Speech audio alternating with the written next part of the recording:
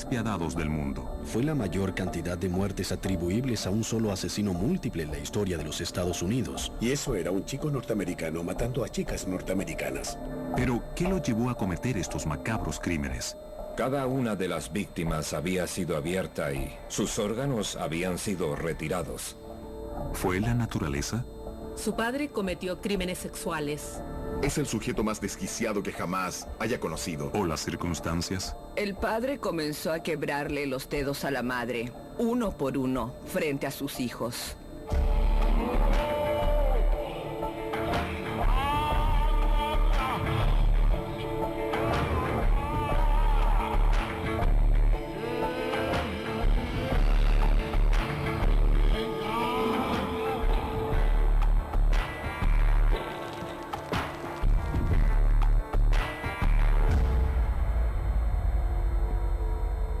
Dementes. Richard Trenton Chase, un asesino sediento de sangre, quien sería conocido como el vampiro de Sacramento. Quiere explorar el cuerpo, quiere beber su sangre. Un hombre que asesinaba y mutilaba indiscriminadamente. La mayoría de los asesinos en serie no matan en forma aleatoria. Aterrorizó a toda una comunidad. Todos en el vecindario estaban muy alterados y empezaron a hablar sobre comprar armas. Y llevó a la policía hasta el límite. Ya tenía pensado que si el bebé estaba aquí, yo mataría a Chase. Pero, ¿era Richard Chase un asesino por naturaleza o producto de su ambiente?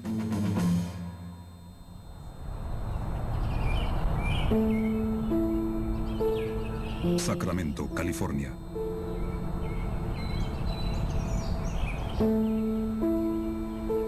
Richard Trenton Chase nació el 23 de mayo de 1950 en Sacramento, California.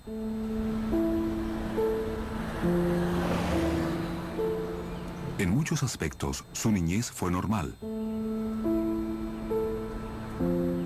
Era considerada como una típica familia disfuncional de los años 50, lo que significa que había muchas discusiones, había abuso físico, pero no al punto de sobrepasar los límites culturales que habían en esa época. En esos tiempos los niños eran golpeados frecuentemente y esa era considerada una manera válida de disciplinar a los niños. No parecía haber abuso físico severo, no parecía haber dificultades serias, aparte de las discusiones entre los padres y la típica disciplina de esos años. Sin embargo, uno de los aspectos de la infancia de Chase que ofrecía una proyección de su futuro era que desde pequeño le gustaba lastimar y matar gatos. La tortura de animales es probablemente de las cosas más comunes por las que pasan los niños. El por qué es tan importante en relación a los asesinos en serie es que la mayoría de los niños desarrolla conciencia en su relación con los animales y se dan cuenta de que en realidad están lastimando al animal.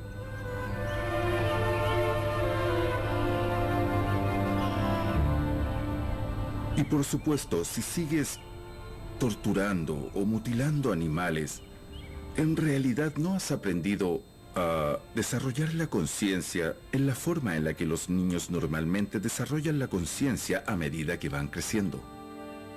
Richard Chase, no obstante, fue a la escuela de esa zona y al menos por un tiempo se le consideraba como alguien que se vestía convencionalmente y era capaz de adaptarse en cierto sentido con los demás estudiantes. En otras palabras, no actuaba de manera extraña en todo lo que hacía, solo en algunas áreas, cuando aún era joven. En la secundaria, a mediados de los 60, Chase comenzó a experimentar con drogas, como la marihuana y el LSD. Comenzó a consumir dosis extremas, no solo de marihuana, sino también de otras drogas. ¿Es posible que una droga lleve a alguien a sobrepasar los límites? La pregunta que hay que hacerse es si pueden volverte psicótico sin tener una enfermedad oculta. Generalmente se dice que si no se tiene alguna especie de vulnerabilidad o sensibilidad del número de personas que en forma habitual está consumiendo LSD en este país y en el mundo, El 100% de esas personas serían posiblemente asesinos en serie sueltos, así que al parecer él tenía dificultades preexistentes. Pero, ¿podría la droga haber precipitado los asesinatos? No solamente. Además de su consumo de drogas en aumento, el adolescente Chase comienza a desarrollar un problema físico. Descubrió que él tenía una diferencia con respecto a sus pares. Aunque le atraían las mujeres, no podía conseguir fácilmente una erección. Empezó a pensar que ya que la sangre debería ir al pene para endurecerlo, como todos sabemos, si él conseguía sangre de alguna fuente externa, como algún tipo de suplemento, eso solucionaría la disfunción. Para cuando Chase era un veinteañero, su conducta y creencias se volvían cada vez más extrañas. Pensaba que estaba siendo envenenado. Pensaba que le estaban creciendo huesos en la nuca. Pensaba que tenía el estómago al revés, que le habían robado su arteria pulmonar y que sufría de muchos dolores. Todo era imaginario, por supuesto. Comenzó a buscar maneras de aliviar ese dolor. Y lo que hizo fue empezar a matar animales más pequeños y a usar su sangre y sus partes del cuerpo. Chase fue internado en el hospital psiquiátrico Beverly Manor, en donde por su conducta extrema se ganó el apodo de Drácula entre sus compañeros pacientes. Richard Chase now is doing things with small animals and birds, you know, killing them, drinking their blood. He needed extensive care. He was not receiving as much care as he should have gotten. A pesar de las preocupaciones de algunos funcionarios, Chase fue dado de alta y puesto al cuidado de sus padres ya separados. Su comportamiento extraño continuó en aumento. Incluso llegó a matar un gato frente a su madre.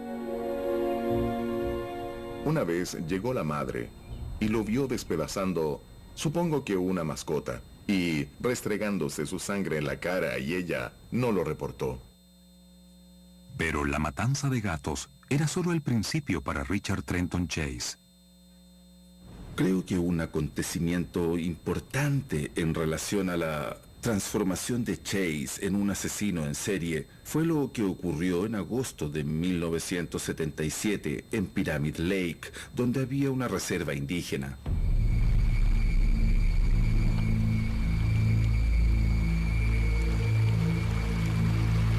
En un recorrido de rutina, oficiales de la Agencia de Asuntos Indígenas vieron una camioneta de carga atascada en la arena. Al mirar dentro del vehículo, hicieron un descubrimiento impactante.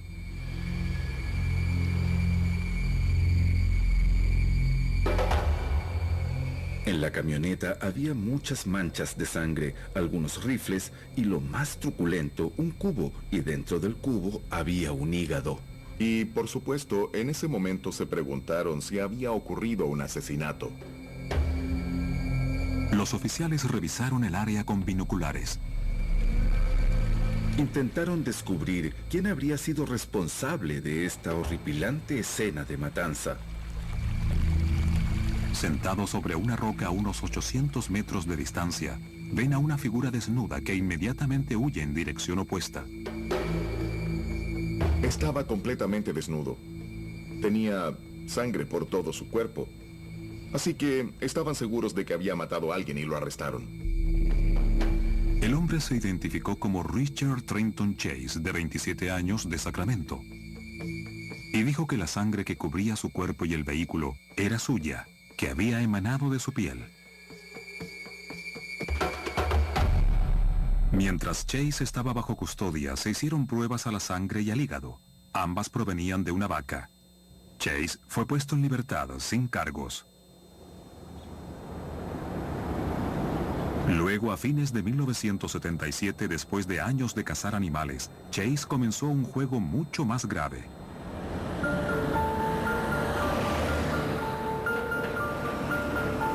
En un apacible vecindario suburbano en el área este de Sacramento, Ambrose Griffin, de 51 años, había muerto repentinamente. Lo primero que pensó su esposa fue que se debió a un ataque cardíaco, pero la verdad era mucho más siniestra. El teniente Ray Biondi era el jefe de homicidios del departamento de jefatura de la ciudad y estaba a cargo del caso. Esta era la casa de Ambrose Griffin en diciembre de 1977. Y como pueden ver, era un vecindario muy tranquilo, de clase media. El señor Griffin estaba bajando mercadería del supermercado desde su auto e iba entrando a su casa cuando alguien le disparó desde un auto que pasaba. Le dispararon en su propio antejardín. No había sospechosos. Revisamos los antecedentes del señor Griffin y no encontramos un motivo por el que alguien quisiera lastimarlo. Y había muy pocas pistas. Frank Davidson era el oficial forense llamado a la escena. No había mucha evidencia que recoger de la escena del crimen, pero al día siguiente se encontraron un par de casquillos más allá en la calle. Asumimos que se hizo solo por el placer de matar. Alguien quería matar a una persona en su antejardín. Pensamos que era algún chico disparándole a un semáforo o algo así. Nadie pensó que era algo como lo que hizo Chase. Se habían hecho más disparos del arma asesina aparentemente al azar hacia otras casas del vecindario. Es inusual porque la mayoría de los asesinos en serie prefieren la cercanía. No usan armas en forma muy frecuente. Tal vez pueden tener una, pero no las usan para sus asesinatos. Así que esto lo diferencia en algo del perfil. Richard Trenton Chase había cobrado su primera víctima con el asesinato de Ambrose Griffin, y esto era solo el comienzo de una seguidilla de muertes que impactaría a la ciudad. En diciembre de 1977, el asesino en serie Richard Trenton Chase cometió su primer homicidio conocido al dispararle a Ambrose Griffin, de 51 años, mientras descargaba su mercadería en los suburbios de Sacramento. Asumimos que se hizo solo por el placer de matar.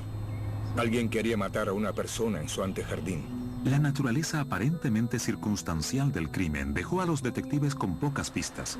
Pensamos que era algún chico disparándole a un semáforo o algo así. Nadie pensó que era algo como lo que hizo Chase. En enero de 1978, Chase nuevamente demostraba su conducta desconcertante. Los residentes del área de Sacramento reportaron a un merodeador que entraba a los jardines y a las casas. En una de las casas, el intruso había sido sorprendido y consiguió escapar del lugar.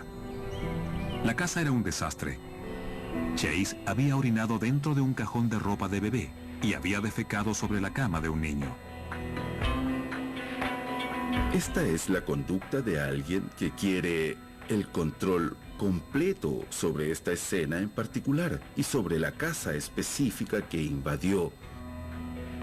Esta es la conducta de un hombre que demuestra su desprecio por las personas que viven ahí.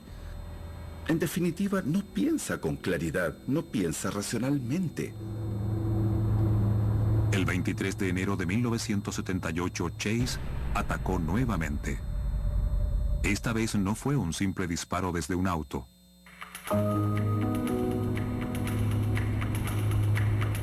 El detective novato Wayne Airy estuvo a cargo de la investigación. Recientemente había sido ascendido a detective y me habían asignado la unidad Metro, la que trabajaba principalmente con crímenes menores. Llevaba como detective aproximadamente 4 o 5 meses, no mucho tiempo. Recibimos una llamada a colaborar en la investigación de un homicidio en Tioga Way.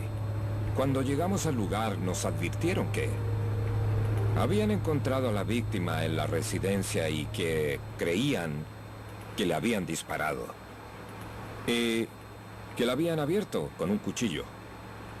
Prácticamente había sido masacrada.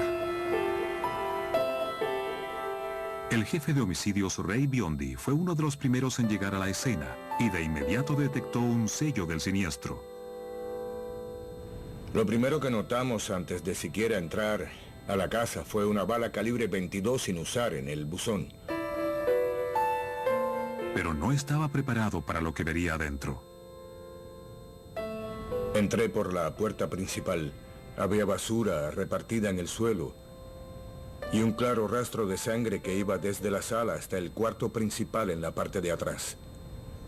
Allí en el suelo estaba Teresa Wallin. Estaba muerta y había sido mutilada. Le habían abierto su abdomen. Le habían levantado la ropa sobre su pecho. Tenía las piernas separadas, no llevaba ropa interior, como si fuera una violación o algo así.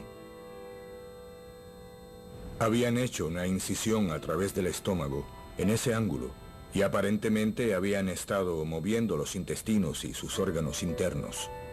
Fue un homicidio horroroso, porque no solo la habían matado a ella, sino que también estaba embarazada en ese momento, así que mató al bebé en su vientre. Bueno, cuando llegamos al lugar a investigar encontramos un envase de yogurt, el cual tenía dibujos en zigzag y aparentemente él había estado bebiendo sangre o haciendo algo con sangre en ese envase. La espantosa escena era diferente a todo lo que los oficiales habían visto antes. En ese momento pensamos que estábamos tratando con algún psicópata por la forma en la que habían mutilado los cuerpos. He estado en muchas escenas de crímenes, he tomado fotografías y recolectado mucha evidencia, y esta es la más extraña de todas las que yo o cualquier otra persona haya visto. No todos los días se ve a alguien que abra a otra persona y le revise los intestinos y le saque sus órganos internos. La escena del crimen mostraba señales de lo que el FBI recientemente había catalogado como la escena de un asesino desorganizado. Este era un tipo de persona desorganizada, que había cometido crímenes de tipo desorganizado y crímenes que no tenían lógica, que reflejaban poca planificación, que reflejaban ira, que reflejaban elementos que podían ser descifrados por quien investigara el crimen. A su primera víctima, Chase le había disparado y la había dejado ahí. La mutilación de Teresa Wallin demostró un aumento drástico en el nivel de violencia. Aquí podemos ver el primer ejemplo en que Chase aplicó en un ser humano lo que había estado haciendo en animales durante mucho tiempo. Teresa Wallin fue brutalmente mutilada. Le quitó todos sus órganos internos y los revisó y luego experimentó con ellos. Pero también recordemos, volvamos a lo que sabemos de Chase desde muy temprana edad. Tenía disfunción eréctil y por eso, aunque le atraían sexualmente las mujeres, no podía expresar esa atracción sexual de ninguna manera normal. Así que por esa razón utilizó esta manera de manifestar esa atracción, relacionándolo con la forma como abusó de su cuerpo. Le causaban una inmensa curiosidad sus pechos, también sentía curiosidad por su vagina y por supuesto su forma de expresar esa curiosidad es profanando y destruyendo. Es una característica muy común entre los asesinos en serie y por cierto, no radica solamente en esto. Ellos no tienen lo que llamamos emociones humanas. Así que para él, un ser humano que haya matado con sus manos es solamente un objeto para experimentar con él, muy similar a los animales de laboratorio usados en los experimentos, y parece haber una curiosidad muy inusual y casi infantil. A menudo, un asesino en serie trata a sus víctimas como si fueran solo un trozo de carne con que experimentar. Con un asesino psicótico suelto, los detectives tenían que actuar con rapidez. Siempre es una carrera contra el tiempo. Al tratarse de un homicidio, las primeras 24 horas son las más importantes. Después de 72 horas ya se empieza a enfriar. Se dificulta mucho encontrar pistas. Los testigos harán declaraciones si los encuentras y llegas a sus casas dentro de las primeras 72 horas.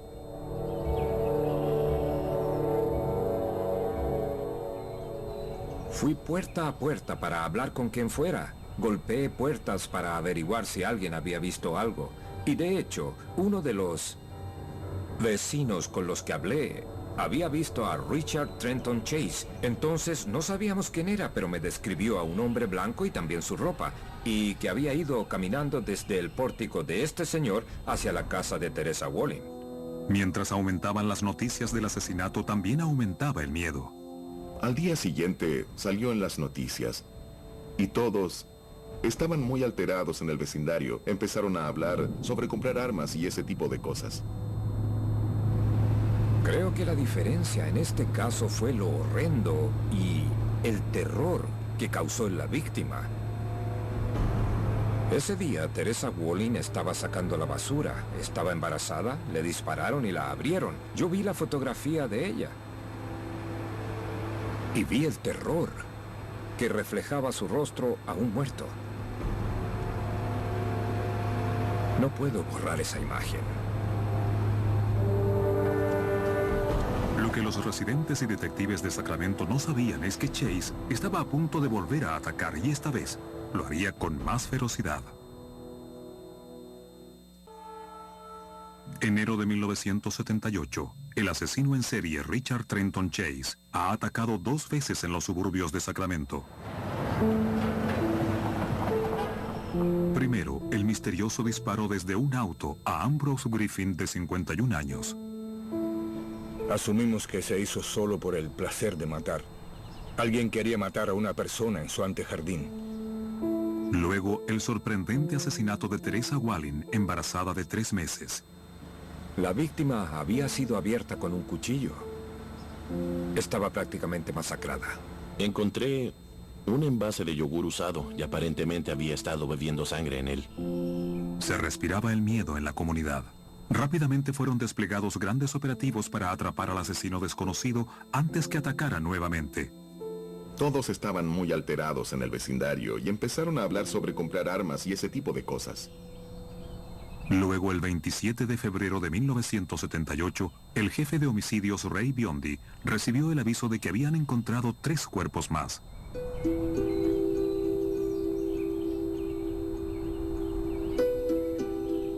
Cuando entré a esta casa en Marywood, era obvio que había algo muy similar a lo que había ocurrido con Teresa Walling, asesinada en Tioga Way. En la habitación de adelante estaba Daniel Meredith.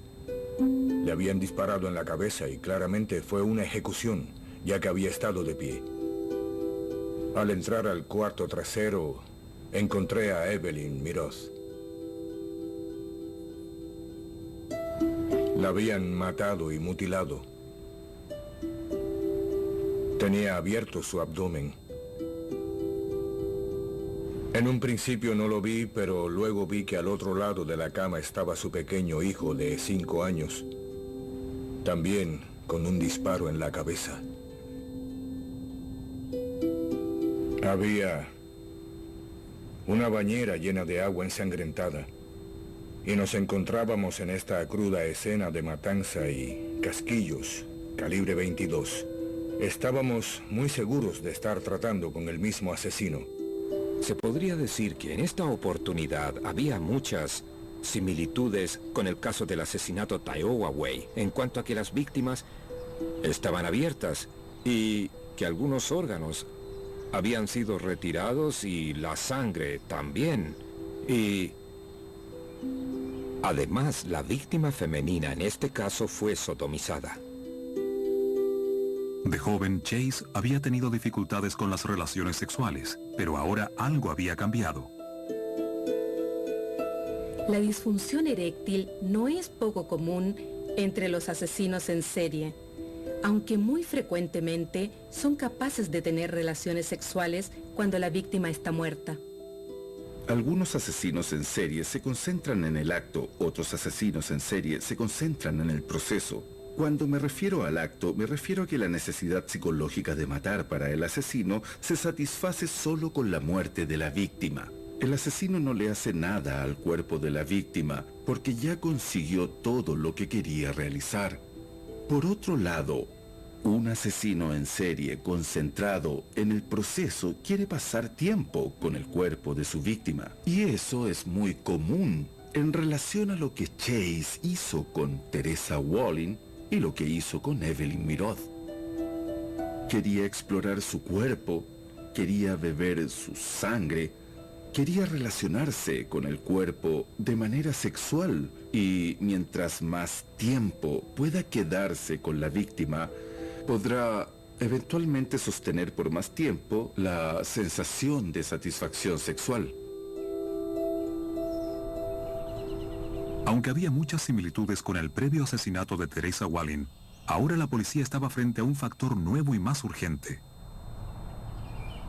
Se sabía que en la casa había un niño de casi 2 años, pero no podían encontrarlo. Lo que más nos preocupaba era que David Ferrera, un pequeño de casi 2 años, continuaba perdido. La policía y la gente se movilizaron en busca del pequeño. Tuvimos muchos voluntarios, ciudadanos voluntarios y personas dentro de la policía que salieron en busca de este bebé. Pero la naturaleza de estos asesinatos dejaba pocas pistas y había un pánico creciente en la comunidad. Nadie sabía quién sería el próximo. Había personas inocentes, muertas y mutiladas en sus propias casas. La mayoría de los asesinos en serie no matan al azar. En general, tienen un patrón y siguen ese patrón de víctimas, aunque no necesariamente el método. Pero este individuo mataba indiscriminadamente. Pero cuando la policía siguió investigando el vecindario, quedó muy claro que el asesino había sido visto. Muchas personas nos dijeron que habían visto a un hombre de aspecto extraño. Era un hombre blanco, quizás de 1,82 m, con un abrigo color anaranjado, de cabello muy desordenado, muy delgado, de aspecto demacrado, que se asomaba a las casas de las personas. A pesar de tener una buena descripción visual del potencial sospechoso, los organismos policiales no podían identificarlo.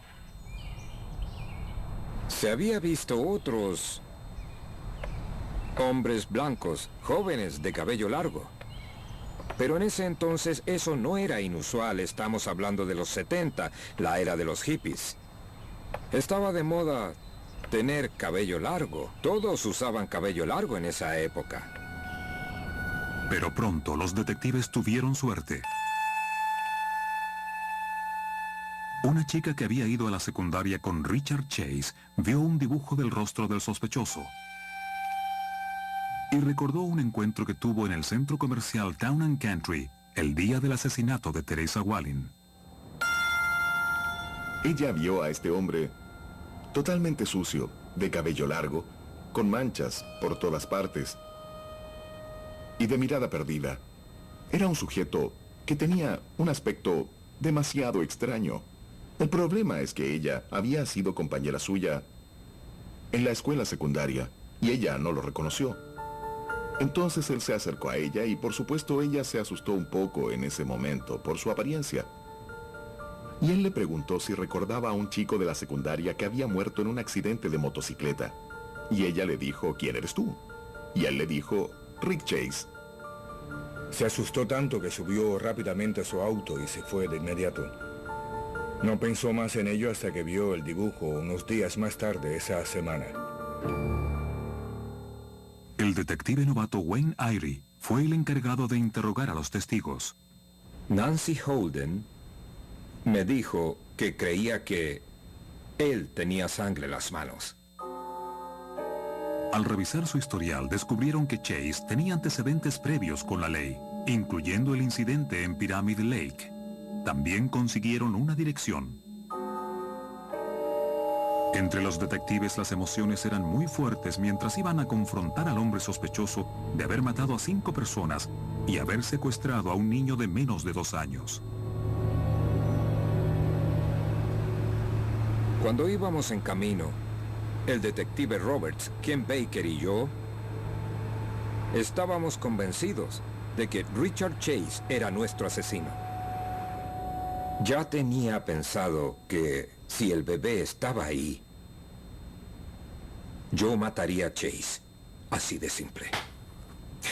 Los policías no debieron tener ese tipo de pensamientos, pero este hombre era extraño. Simplemente ejecutaríamos a este tipo en la escena.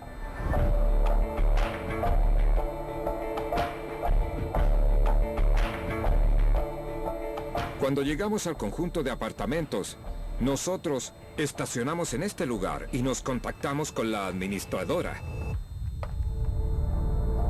Ella nos confirmó que él estaba en el apartamento 15. Entonces, los detectives Baker, Roberts y yo llamamos a la puerta del apartamento 15. No hubo respuesta. Toc, toc, toc. No había respuesta. Había un apartamento vacante justo al lado. Ken Baker entró para escuchar a través de la pared y escuchó que había movimiento. Nosotros en ese momento no teníamos una orden de registro del apartamento, ni tampoco una orden de arresto. Así que le pedí a Bill Roberts que regresara al apartamento de la administradora y llamara a Ray Biondi, el supervisor, y le pidiera consejos porque éramos novatos. Mientras esperaban la respuesta de su supervisor, los detectives aguardaron. El silencio repentino hizo creer a Chase que habían dejado de buscarlo. Chase pensó que nos habíamos ido, salió por la puerta con una caja llena de trapos. Miró, me vio cerca de él y salió corriendo. Miraba por sobre su hombro mientras yo lo perseguía. Se detuvo aquí, frente al 14. Aquí es donde estaba el detective Baker, que le dio un golpe en la cabeza. ¿Quién lo golpeó? Entonces saltamos encima y forcejeamos con él. Airy y sus colegas ahora se encontraban en una lucha violenta con un hombre que había matado y mutilado indiscriminadamente y estaba armado.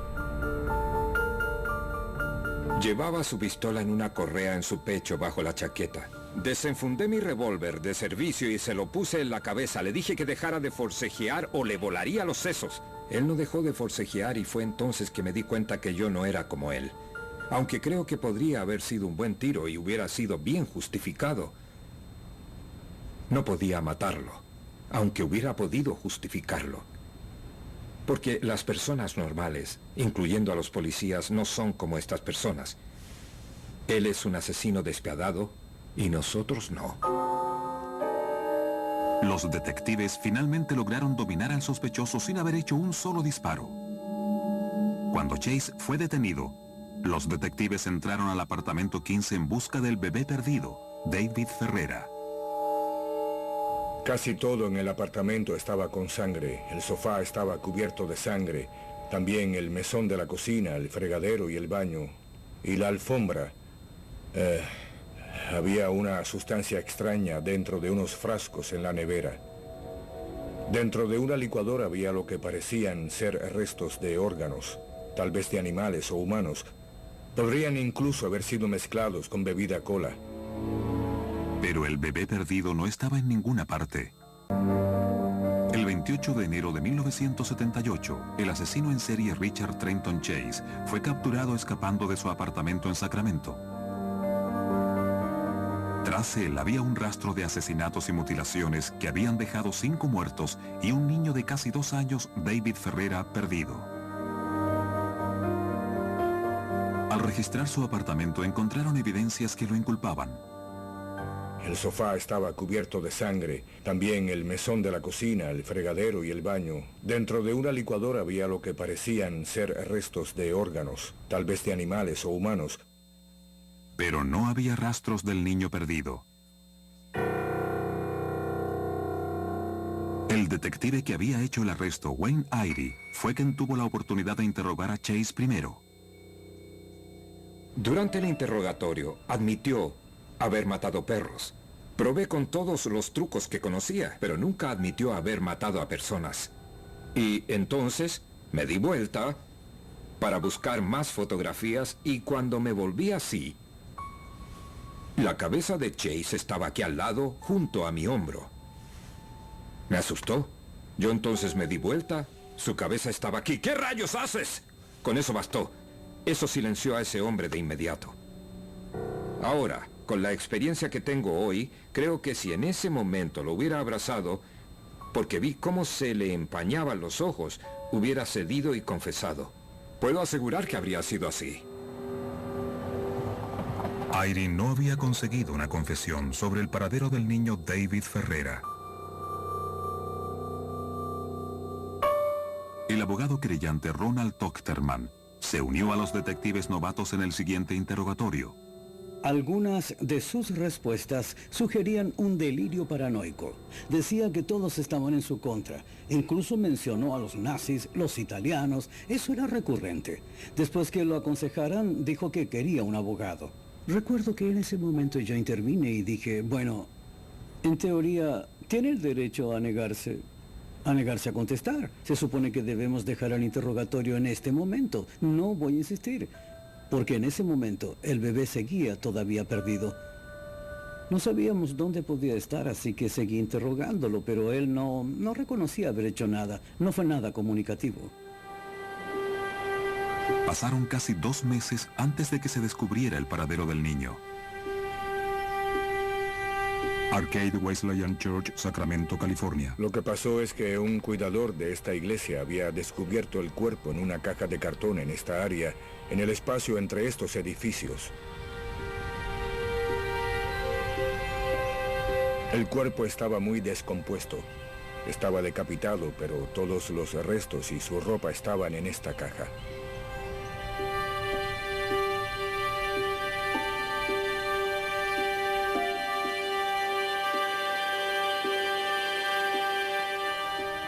Y esta fue la escena que encontraron después de meses y meses de intensa búsqueda del cuerpo. Richard Trenton Chase había terminado con las vidas de 6 personas inocentes. En 1979 fue enjuiciado por estos crímenes. El abogado defensor Faris Salami presentó una declaración de demencia.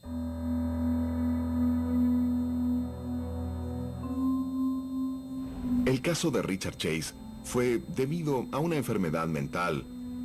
Él tenía unos 27 o 28 años cuando lo conocí en la cárcel. 1 o 2 días después de su arresto, no más. Muy pronto me hice la opinión, no sé qué tan rápido, pero es el sujeto más desquiciado que jamás haya conocido. Sin embargo, la fiscalía estaba segura de que Chase sabía distinguir el bien del mal al momento de cometer los asesinatos. Por lo tanto, técnicamente, estaba cuerdo bajo el criterio de las leyes de California. Todo lo que se encontró en su casa lo incriminaba en gran medida. Yo recuerdo muy bien haber llegado al juicio y con la idea de que no sería muy difícil convencer al jurado de que él era quien había matado a todas esas personas. Lo difícil sería convencerlos de que estaba legalmente cuerdo cuando lo había hecho. Y luego, finalmente, al llegar a decidir su pena, que el castigo apropiado era la pena de muerte.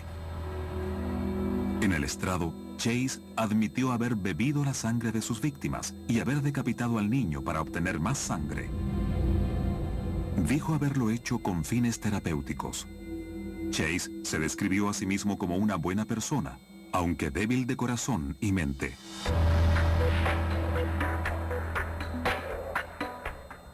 Estar demente significa que uno no comprende la naturaleza de lo que ha hecho, no entiende la naturaleza de su delito y no sabe distinguir la diferencia entre el bien y el mal. La mayoría de las personas que hace este tipo de atrocidades sabe que está haciendo algo malo. Así que luego el público cree que, bueno, alguien capaz de hacer algo así debe estar loco. Pero no, tal vez sea cruel, pero no está loco. Hizo mucho para encubrir sus crímenes. Hizo mucho para evitar que la policía lo encontrara. Negó haber matado a las víctimas cuando lo confrontaron. Todo esto sugiere que sabía que lo que había hecho estaba mal y había muchas otras cosas que apoyaban esa teoría. Hizo muchas cosas que mostró la fiscalía y que demostraban lo que él pensaba. Por ejemplo, llevó guantes de goma para protegerse, pero por otro lado, él nunca se limpió. Todos lo vieron siempre cubierto de sangre. Nunca se cortó el cabello. Entraba y salía de los jardines de las casas. Nunca pareció un hombre que estuviera intentando ocultarse, y esa era otra de sus características. Pero ¿lo juzgaría el jurado como una persona demente? Eso significaba la diferencia entre la vida y la muerte. En mayo de 1979, entregaron su veredicto. Within 10 days, Richard Chase will be taken from the jail here to San Quentin State Prison, where he will be housed on condemned row. Richard Trenton Chase fue hallado culpable de homicidio en primer grado y sentenciado a muerte.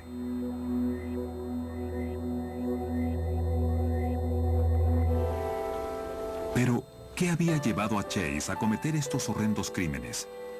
¿Era un asesino nato? ¿O algo en su formación lo había convertido en uno? Si fue abusado, podría haber sido su padre con su cinturón disciplinándolo por alguna de sus conductas escandalosas. Sin embargo, debo decir que eso no vuelve loco a nadie. Para la gente que ha sido realmente violentada con mucha crueldad y con humillaciones constantes, todas esas cosas son factores muy importantes para empujar a una persona finalmente en el camino de la violencia o el crimen. Pero una persona no se vuelve esquizofrénica de ese modo. Si Chase no había sido abusado, ¿habrá sido el descuido la raíz de su futuro como asesino en serie?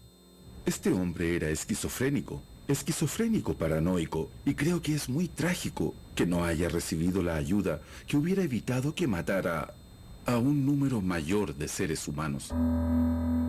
Lo que me pareció preocupante de la madre es que en una oportunidad él golpeó su puerta.